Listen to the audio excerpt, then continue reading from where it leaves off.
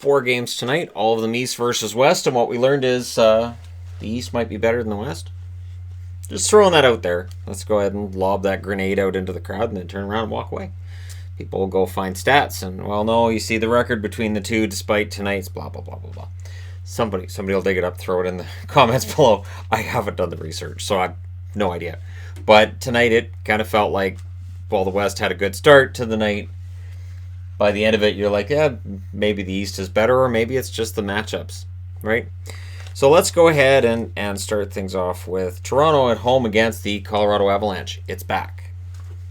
It's back. The Colorado Avalanche went in tonight and they exposed some weaknesses in Toronto. So the Sheldon Keefe bounce apparently is done. That was quick. It feels that way. It feels like Toronto's back in the doldrums, and this happens quite often. When you change coaches, you don't normally see a team's turned into a playoff team. It happens. I know there's the obvious example from last year with Craig Berube, but in general, if you fire your coach, you're probably in for a non-playoff season because it doesn't fix the issues with the franchise, with the team on the ice. There's no scoring in the first. The shots, though, were close, and it felt like Toronto had a pretty good first period, so that's important. Second period, the Avs pushed early, and Toronto held their ground. Grubauer denied Tavares in close, and then Nichushkin was getting his chances, and Freddie was making saves. Now, I'm not allowed to compliment Nichushkin, so we'll just, watch it. I'm obviously kidding. Nichushkin, I have to say, has kind of reinvented himself. So he struggled out of the gate. He had a hard time finding his place in Colorado, but he has really started to. He has embraced his role. He is not, with Colorado being expected to, as he was in Dallas, to be a 30-goal scorer, big power forward. He is just playing that bottom six role, and he's playing it pretty well. The Avs got a power play, and guess what happens? They score on it. McKinnon from Rantanen and Makar at 10:52. And Rantanen, nice pass right across the front of the net. You shouldn't be able to make that pass. Power play or not, that's where Toronto should have had their sticks in there to deflect that out. And McKinnon had time to dust the puck off and put it off of Andy's shoulder and into the net. So, sorry, Freddie's shoulder. Freddie Anderson. I can say Andy if I can't say Andy. Okay, all right. Hyman would then score not too long after from Kerfoot and Ceci. Oh, it's not Kerfoot anymore. It's Kerfoot again. All right, at 12:42, so it's 1-1 after 2 periods. Entering the third period. Again, all Toronto needs to do is put together a really good 20 minutes, and they did, but it didn't go well for them. So Janssen was not on the bench. Andreas Janssen was hit with a shot at the end of that second period. I did not see him back on the ice in the third. And what they talked about in between the second and the third is because of salary cap issues, they can't afford to bring anybody up to replace Janssen if he's hurt. So they waived Shore to bring back Marner, and the next night, Janssen's hurt, right? So this just goes from bad to worse. It goes from bad to worse because there was a Muzzin 4-minute high stick. They argued it, but it drew blood, so it's 4 minutes. Short-handed break for Kapanen, and they killed it off. And they killed it off well. I think Colorado had 2 shots on that power play, so kudos to them. The Leafs got a power play, and Spezza on that power play, he lost his stick, so he decides, all right, well, I'm going to hold them in the zone. The problem was he got in Riley's way.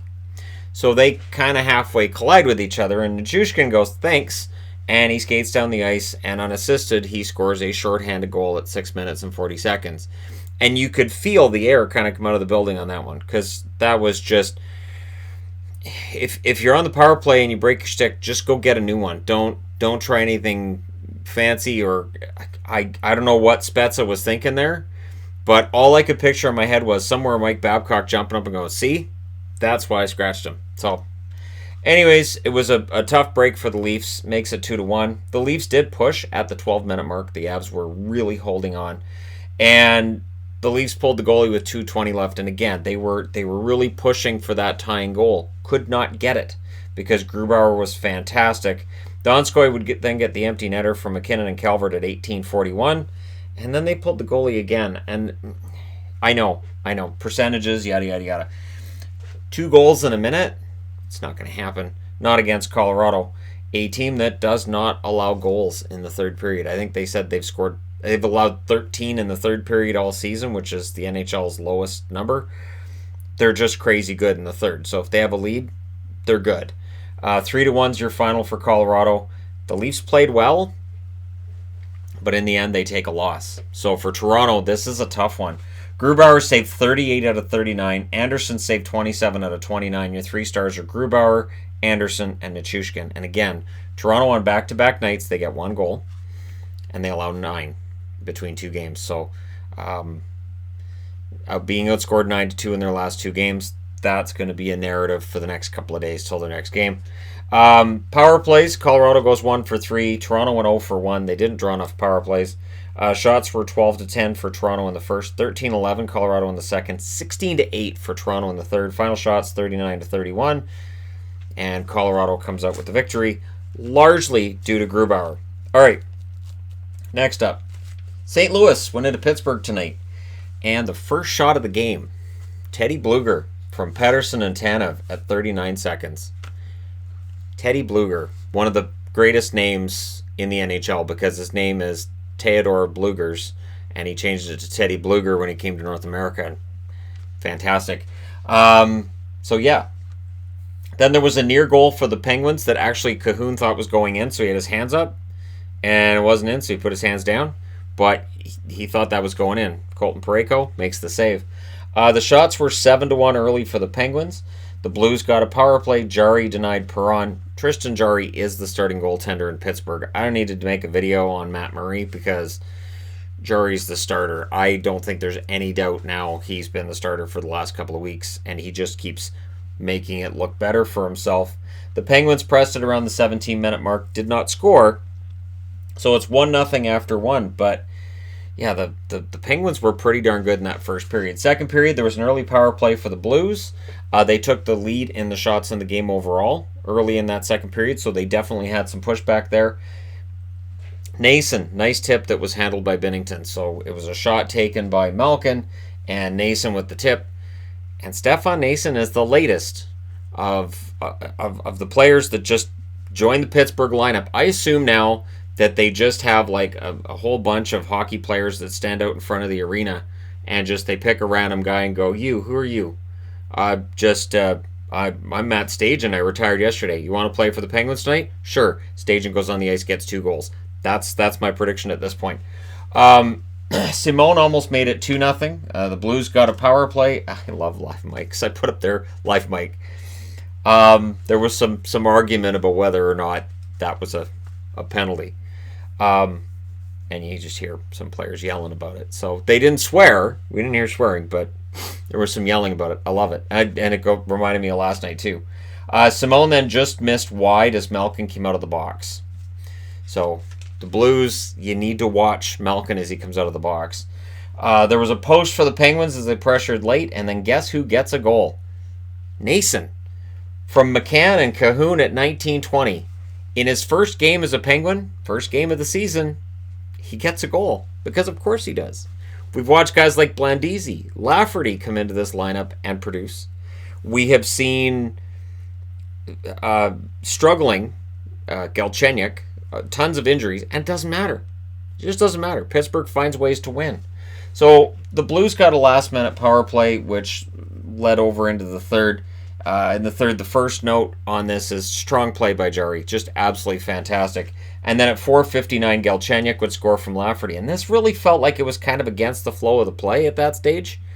And it just took the Blues right out of it. It was 3-0. They pulled the goalie with 5 minutes and 50 seconds left. But when you're down by 3, I get it. I really do. The Blues goal was taken back. The Blues had a goal. But there was goalie contact. And then the Blues challenged that call. I'm not sure. Now, I know there's going to be Blues fans that go, well, you're down by 3, you might as well challenge it. There was no way that they actually thought that goal was going to count, was there? Anyways, the challenge failed, so the Penguins got a power play, and that allows them to preserve a shutout for Tristan Jarry, his third in his NHL career and the first one he's had this year. Binnington, 30 saves on 33 shots. Jarry saves all 28 he faced. He was the first star. Nason was second star. Bluger was third star. I love those 3 stars. Power plays, St. Louis 0 for 4, Pittsburgh 0 for 5. Shots 15-10 Pittsburgh in the first, 14-11 St. Louis in the second, 7-4 in favor of the Penguins in the third. Final shots 33-28 for the Penguins. Great game for Pittsburgh. Nice bounce back after St. Louis beat them 5-2 on November 30th in St. Louis. So it's a shame these teams won't meet each other again this year unless it's in the Stanley Cup final, which is not likely. But Pittsburgh right now, looking pretty good. Next up, Ottawa. What can I say about Ottawa? Like seriously, this is a resilient bunch. I enjoy this, and I know there's probably Ottawa fans like, oh, don't start winning again. I enjoy this. I will enjoy this when this happens. The Senators have won 5 in a row against the Oilers. The Oilers haven't beaten Ottawa since 2014. And they've won 10 out of their last 11. It's a bizarre number. And I thought, well, I'll throw that on the board because I need to mention that at the start of the review for them. And see if it continued. Koskinen was tested early. However, at 9.5 minutes into the first period, the shots are 5-1 in favor of Edmonton. So he got tested early, but just the once. There was a post from McDavid, and Anderson seemed to be kind of lucky in that there were posts and some good saves during a penalty kill on a power play that was drawn by McDavid. So McDavid had a pretty good night, and yet he doesn't get on the board. Jujhar Khaira did from Draisaitl and Gagne at 14:09. So Jujhar Khaira is starting to put up some goals. You know what? If he ends up scoring 20 this year, that would be fantastic. He's at 6, so it's possible. I think this was 6 for him tonight. 6 or 7. I think it's 6. Anyways, the Oilers got a power play because there was a failed challenge by the Ottawa Senators for offside. So, not offside. The Senators were stuck at 2 shots. They got a late power play. They would generate a couple of shots during that power play, but yeah, they were not playing well in that first period. The Oilers dominated it, but were only ahead by 1. And I thought, I remember Vancouver being in this position last night where you get kind of nervous. Or not last night. There was a game recently where Vancouver's only ahead by 1, and it's like, please don't give this away. So second period, the Sens get a power play, and then this is kind of funny. Anisimov scores from Nemesnikov and White at 5:16. A second after the power play ended. Not a power play goal. We're going to come back to that. And then Brown scored from Hainsey at 5:27. That's Connor Brown. That's his first goal in 17 games and was kind of a brutal goal, to be honest. Koskinen should have had that. So, and the Anisimov one, middling. So there were a couple of goals there in Koskinen that looked kind of shaky.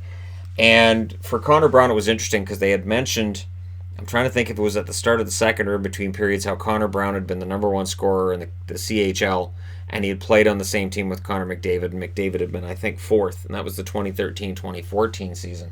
So it was interesting that they mentioned that. Now Brown's fighting, he's not playing very well, and he's not playing with confidence, and he gets a goal in the second. And then Nurse cleared one that was in the crease. It was almost 3-1 on that one, but shortly thereafter, Ennis scores from Connor Brown and Dylan DeMello at 11:42.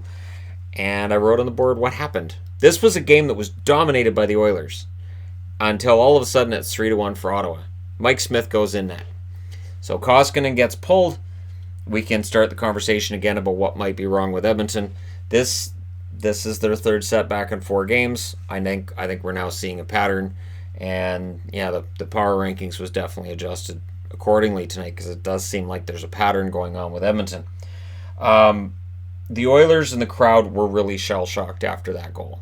The crowd went kind of quiet, and the team just seemed off. Like, their passes seemed a bit off, and everything just seemed to be like just a confident, shaken kind of moment. There was a late power play for the Oilers, and then they announced during that power play that the clock had been adjusted on this goal. So it now said 5:15 was the time of that goal, meaning that it is officially a power play goal for Anisimov, getting Ottawa off the schneid. And I thought, isn't that suspicious? Somebody somewhere looked at that and went, oh, poor Ottawa, that's a second after. Why don't we just adjust the clock by 1 second and give it to them? You're right. I think that went in at 5:15. I think we're doing a good thing here. So that becomes a power play goal. I've been saying for weeks, I think we need a stat of goals that are scored within 5 seconds of a power play ending, because there's a lot of them. And I think it would really change our perception of who's actually doing really well with the power play, because you would see higher percentages basically across the board. Because if it's within 5 seconds, that guy who came out of the box is not fully back in the play yet, and the team has not had a chance to clear it out. Now, during that power play, Clefbaum would score from Gagne and Neal. Fantastic screen in front by Chason at 17:37. So that's a power play goal for the Oilers. That got the crowd going. So it's a 1-goal game going into the third. All right, the Oilers can come back and win this, right? No. Duclair scores from Ennis at 1 minute and 30 seconds, and it's 4-2. The shots were even, and that whole first period where they're all dominant, that's gone. Just throw that away. That's just completely forgotten. The Senators have tied up the shot clock, and they're ahead by 2 on the scoreboard.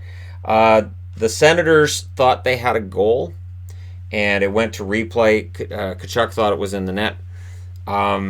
They said no goal, and to me it was the whistle went before the puck entered the net. The puck was definitely in the net at one point, but to me, as soon as I looked at it, I'm like, that was after the whistle had gone to stop the play. Nemesnikov would score from Tierney and Ennis at 11:47, and then after that, there was just penalties back and forth. It wasn't fighting. It was not, all these fisticuffs going back and forth. It was just penalty after penalty. It was just frustration for the Oilers and just dumb little penalties taken by Ottawa as well. So it went back and forth. But your final score is 5-2 for the Ottawa Senators. I'm bewildered by this result completely. The Senators coming off of a rough loss last night, and they go in and they defeat the Oilers tonight. We're in bizarro world. Anderson saved 24 out of 26. Koskinen saved 9 out of 12. Smith replaced him, saved 12 out of 14. Your 3 stars. TSN's 3 stars were Ennis, Connor Brown, and Nemesnikov. The 3 stars on the app were Ennis, Connor Brown, and Gagne. So when you watch a broadcast, there are 2 different broadcasts being shown, and then the NHL app has one that's seen as the official 3 stars, but there's 2 different 3 stars in most games.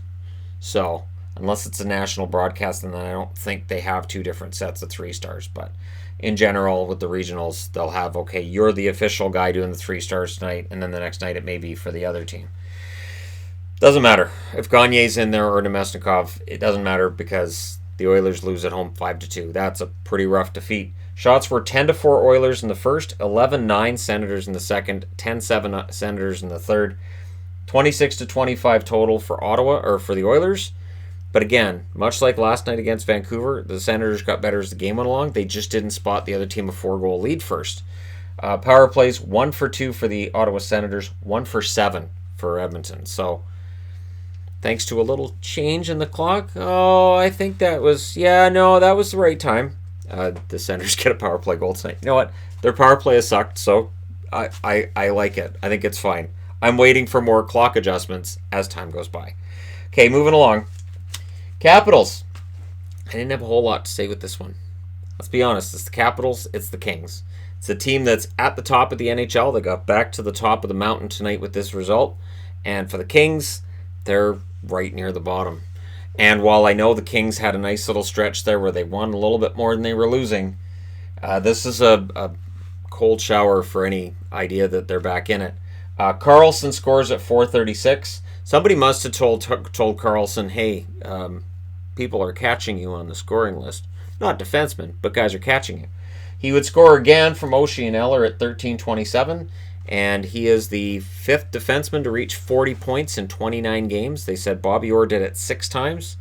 I'm trying to think now. I know they had Paul Coffey on the list. He's the first defenseman since Al McInnes to do it, and I want to say Brian Leach was on the list as well.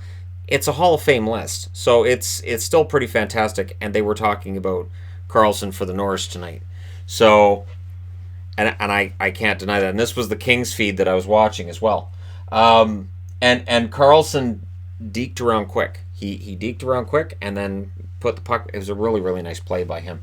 Quiet crowd in LA after that goal. Now, it was kind of a quiet crowd before that because the Kings aren't drawing very well right now, and I get it. Second period, the shots were 11-10 overall for LA. They just weren't getting any puck luck. And then also Samsonov played pretty darn well when he did end up facing some pucks. The Kings got a power play. They weren't getting any breaks with that, though. The Kings had a late 2-on-1 that got broken up. I think it was Siegenthaler that broke that one up.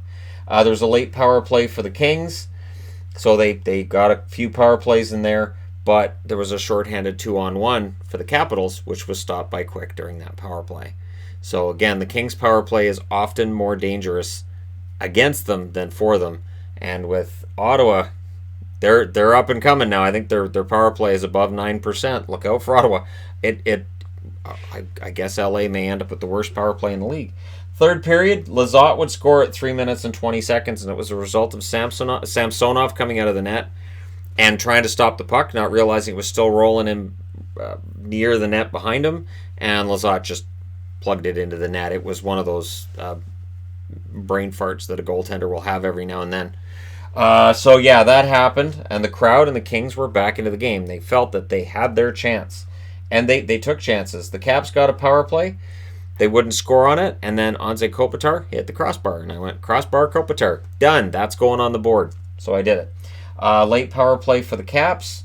There was a goalie pull with 2 minutes left. It wouldn't result in a goal for the Kings. It would result in one for the Capitals. As Wilson plants it into the empty net. That's his 11th of the season at 18:41. And the Capitals win 3-1. So it's an expected result. It's still an impressive victory. This is on back-to-back nights. And the Capitals, I still say best team in the league right now.